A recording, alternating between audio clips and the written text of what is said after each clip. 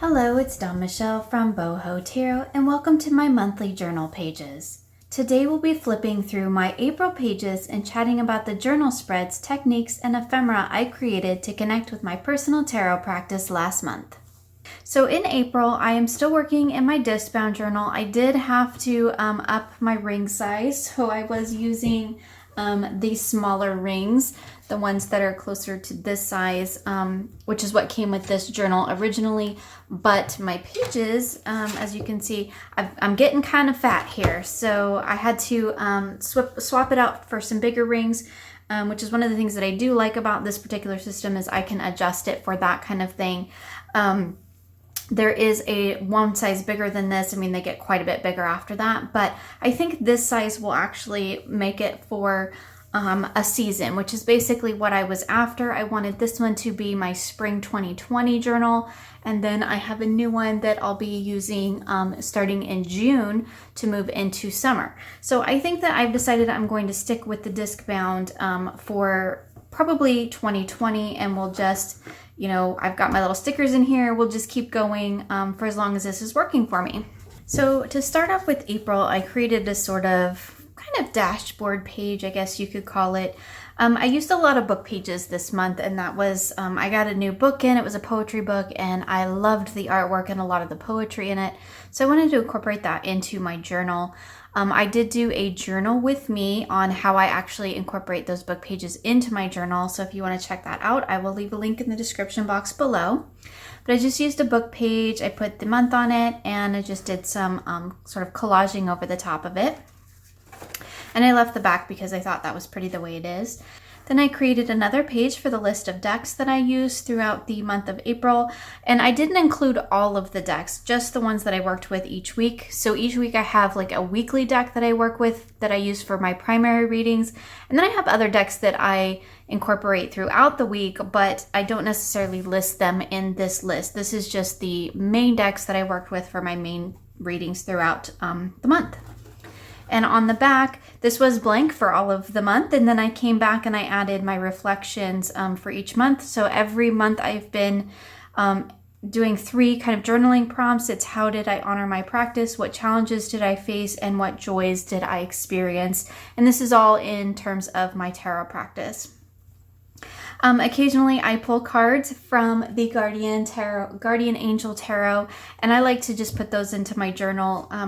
I don't feel that I really need to elaborate on them a lot because they have the great messages on the bottom. And so I tend to just put the pictures in here to remind me that this was a card that I pulled during the beginning of the month, just to kind of help me to tap into that guardian angel message there. This is another book page. I left the front of it the way that it was because I really liked the little poem that was there. I love the imagery, and I think it works really beautifully the way it is. Adding book pages to your journal like this allows you to kind of add that extra layer of meaning into your journal, because these are all things that I've picked out mindfully and pages that I've chosen to sort of represent things that are going on in my life or within me personally at the time. And so I allow those to kind of just hang out in my journal too, because they kind of infuse it with that extra layer of meaning for me. So this is actually the second week in April. The first week in April, I worked with the Guardian Tarot and the Soul Tree Self-Discovery cards. I did not do any journaling that first week in terms of my tarot practice. This was kind of the week that we were trying to figure out the new normal in our household with everybody being home and everything. So I kind of just didn't have time for my practice while we were all trying to make those adjustments. And so I just didn't stress about it. I just didn't do it. I did my readings and I worked with my decks, but I didn't actually put the information into my journal. And that's fine. Sometimes, it's just not there. The connection is just not there, and I just don't feel like doing it. And I give myself permission to skip it when I don't feel like doing it. So moving into the second week then of April, the second full week of April, I worked with the Dreaming Way Tarot and I did pull one card from the Plant Spirit Oracle, and this was a waterfall reading that I did. So I pulled my first 3 cards on Monday. Again, this is the back of the book page, and I just incorporated the elements from the page into my spread. And that, again, like I said, adds another extra layer to it, which I think is really wonderful. And here's actually my reading over here, just my notes on those 3 cards and the 3 cards that I pulled.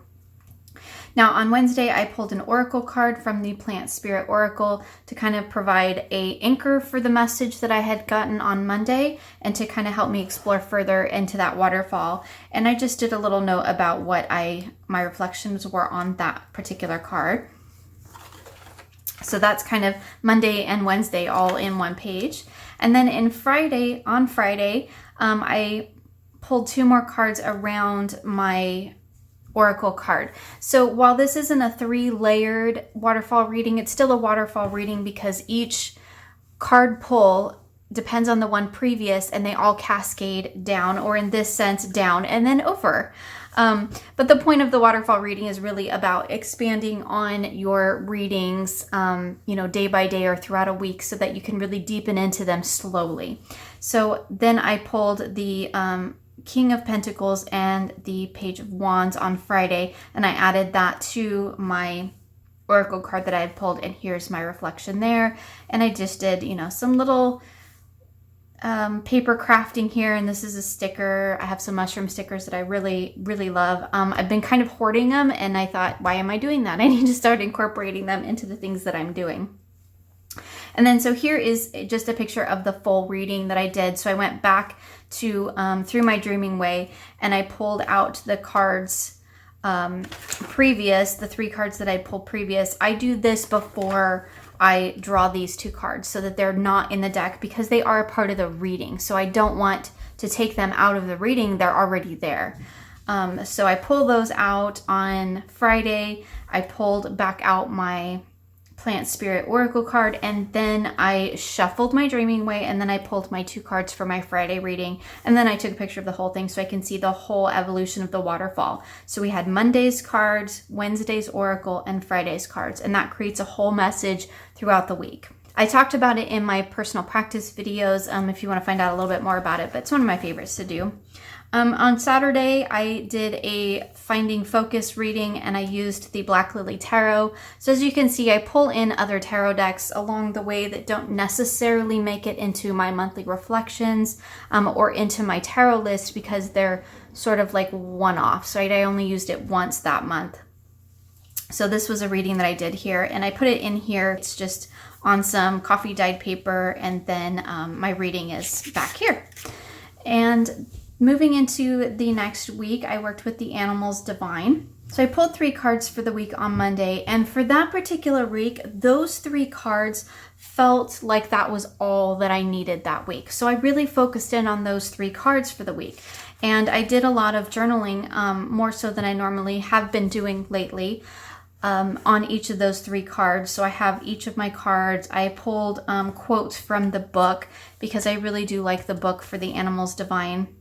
And then I came up with my message for it and my little reminder to myself. So this was one week where I only pulled 3 cards. That was the only pull that I did that week in terms of working with my weekly deck, because again, like I said, I felt like those 3 cards were all that I needed through that week, and those were the 3 messages that I need to focus on. So another reading that I did is a little moment spread, and this is one that I posted on Instagram, and I used my White Sage Tarot for this particular reading. Again, took a picture of my spread. I printed off the reading that I did as well so I can refer back to it and not have to necessarily rewrite all the prompts. So sometimes this is just a quick, short way to do it. Just print off the little spread, pop it into your journal, and then you have your prompts right there, and you can see which cards they relate to. And then your writing just becomes then about your message and not about all the other sort of mundane details of the reading. And so I pulled my 3 cards from that. The White Sage Tarot is a deck that I use quite often to kind of find comfort and to, as I felt it was really great for the little moment spread, because that is a deck that really, for me, is all about those little moments. So I really enjoyed that spread, working with it. So another reading or deck that I've been working with, I've been studying, I should say, about archangels, guides, ancestors, and things of that nature. So I've been doing a lot of study about that throughout all of April. So I pull that for my main message, and then I've been pulling 2 cards to further expand on that message. So kind of in my mind as I'm learning to work with Archangel energy, this is the main message from the Archangel, and then the 2 tarot cards really help me to kind of expand and understand that message. So occasionally I do other spreads that are just things that I need to know, and I don't always, as you can tell by this page, I don't always do the fancy stuff. Sometimes I just don't feel called to, sometimes I just don't have the time or the energy to do it. But I did pull a 3-card reading with the Spirit Song Tarot, which is, again, another deck that has shown up consistently for me in the last month or 2. And I just did some reflections about that reading. I have reignited my Self-Care Sunday practice, so that's actually been really wonderful. I've been reposting them on Instagram again. I kind of got out of the habit. I am writing a book as well, just kind of it's coming soon. I did my 3-card pull with my Ember and Aura, and I've been using this deck specifically for my self-care readings, and it's working beautifully for that. For this particular one, you can see that I didn't do anything to the back. I just left it the way it is because I thought it was pretty and it didn't really need anything. So moving into the next week, so what I've been doing is I've been doing my Self-Care Sunday readings in the morning on Sunday, and then I've been doing my Archangel reading in the evening. So here's another 3-card pull from that. And this is, again, using a book page. This is a really old book page. And then moving into the next week, we go on to using another book page, and this is my Mesquite Tarot. And I love this particular deck. So for this week, I did a 3-card reading on Monday, and I journaled about it, and did, my scrapbooking and things like that. I really, with the book pages, I try to let the book page itself be the primary focus. I don't want to cover up too much of it, and I like that when there's text on it, some of the text really helps me to connect to the energy of the reading too. So I always find that really interesting.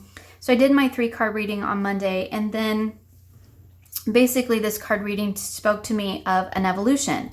And so I did an actual 5-card reading on Wednesday to kind of find out more about that evolution and what I needed to know about it. And that was, again, another great reading. So you can see here, not a ton of extra detail. I kind of started putting more focus on the book pages and then letting the secondary readings kind of just be what they need to be so that I can get the majority of the information down. It doesn't always have to be fancy. Like I've said, I think in a lot of other videos, the most important thing is that you get it down. You get it in your journal so that you can come back and look at it later. Because yes, I do go back to my journals. I get that question a lot. I do go back to my journals. I will go back to the month prior many times, particularly for the readings closer to the end of the month, and to kind of retouch base with those as I work into a new month. So again, on Friday, then I was looking at how to deepen that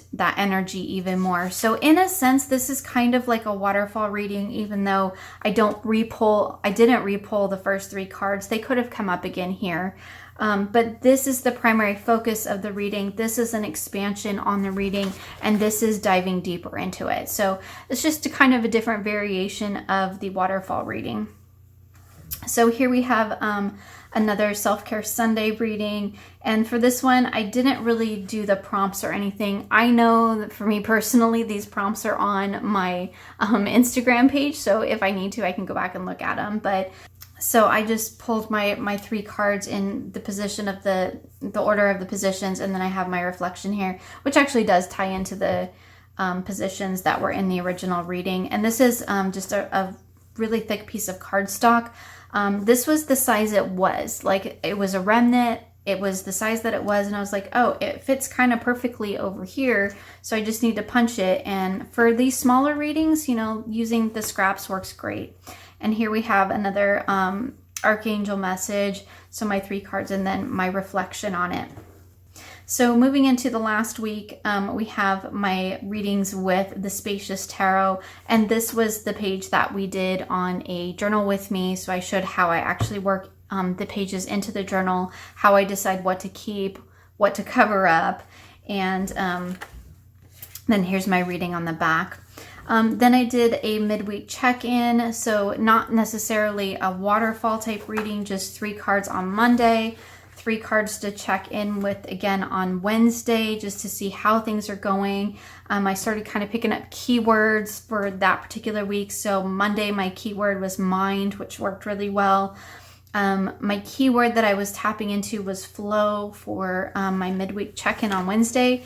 And then finally we have my 3-card reading that I did on Friday for my weekly wrap, and my keyword for that was foundation.